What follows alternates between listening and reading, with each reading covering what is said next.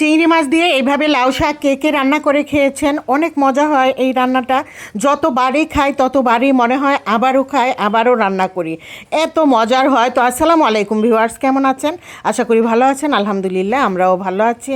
এই যে চিংড়ি মাছ প্রথমে আমি কষিয়ে নিয়েছিলাম, তারপর একটা আলু কেটে দিয়েছি মশলার মধ্যে, কষিয়ে নিয়ে তারপর ধুয়ে কেটে রাখা শাকগুলো দিয়ে দিলাম। এখন শাকগুলো নেড়ে চেড়ে ঢাকনা দিয়ে ঢেকে রেখেছিলাম, তারপর একটু কাঁচামরিচ দিয়ে দিলাম। এখন শাক রান্না প্রায় আমার হয়ে গেছে। একটু একটু মাখা মাখা ঝোল রাখবো।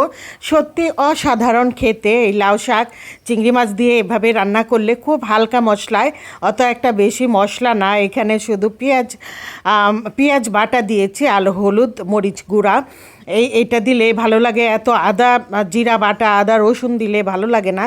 এই শাক রান্নাটা নর্মালি হালকা মশলা দিয়েই ভালো লাগে। আর এখানে বড় মাছ রান্না করব, যে মাছটা কি বলে বাউশ মাছ, এই মাছ দিয়ে আমি ধুন্দুল রান্না করব। এই তরকারিটাও অনেক মজা হয়েছিল, মজার হয়। ধুন্দুল মাছ কষিয়ে নিয়ে আমি ভাজি নাই মাছটা, একদম বক্সে পানি রেখে মাছ রেখে তারপরে ওইভাবে রেখেছিলাম যে ফ্রিজের মাছ মনে না হয়, তার জন্য আর ভাজি নাই। আর এখানে ঢেঁড়স ভাজি করে নিচ্ছি। ঢেঁড়স ভাজিতে একটু লেবুর রস দিয়ে দিলাম। এখন নেড়ে চেড়ে ঢেঁড়স ভাজিটা নামিয়ে নেব। ঢেঁড়স ভাজি আজকে একদম অল্প হালকা তেলে করেছি। ইদানিং কেন জানি যে একটু তেল বেশি হয়ে গেলে তরকারিতে আর মানে গ্যাসের প্রবলেম হচ্ছে, তেল খেতেই পারতেছি না, আর ভাজা পোড়া খেতে পারতেছি না।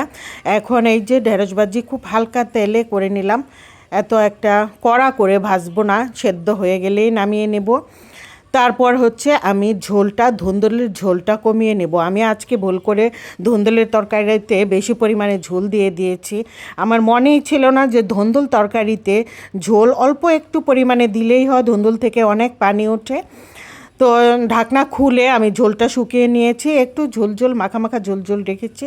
এই যে ধুন্দুল তরকারিটা নামানোর পরে এরকম ঝোল রেখেছি, তো ভালো লেগেছে খেতে। আর ধুন্দুল সবজি তো সব মাছ দিয়েই খেতে ভালো লাগে। আর এখানে বেলে মাছ সেদ্ধ করে নিয়েছি, কাটা বেছে এটাকে ঝুরা বানাবো, ঝুরা রান্না করব। এখানে 2 কাপের মতো পেঁয়াজ দিয়ে দিলাম তেলের মধ্যে। এটাতে একটু পরিমাণে তেল বেশি লাগে ঝুরা রান্নায়।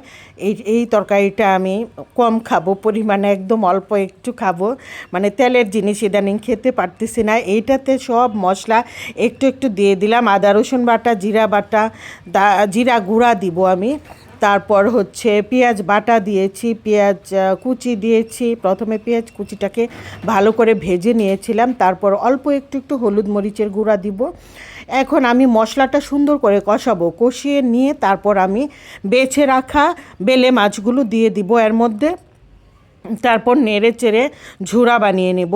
এই ঝুরাটা খেতে ভালো লাগে আসলে। বেলে মাছ ঝুরা ছোটোবেলায় অনেক খেয়েছি, ঝুরাটা অনেক ভালো লাগে খেতে। কাঁচামরিচ দিয়ে দিব, ধনিয়া পাতা থাকলে আরও ভালো হতো, নেই ধনিয়া পাতা আজকে আমার কাছে। এখন এই যে নেড়ে চেড়ে ঝুরাটা বানিয়ে নিচ্ছি। আরেকটু হলেই হয়ে যাবে আমার বেলে মাছের ঝোড়া। আরেকটু ঝুরঝুরা হয়ে গেলেই খুবই অসাধারণ, খুবই মজা হয়। টাকি মাছও এভাবে বেছে ঝোড়া করা যায়, খুবই ভালো লাগে। আজকে আমার রান্নাবান্না ভিডিও এই পর্যন্তই ছিল। সবাই অনেক বেশি ভালো থাকবেন, অনেক ভালো থাকবেন। আল্লাহ হাফেজ, আসসালামু আলাইকুম।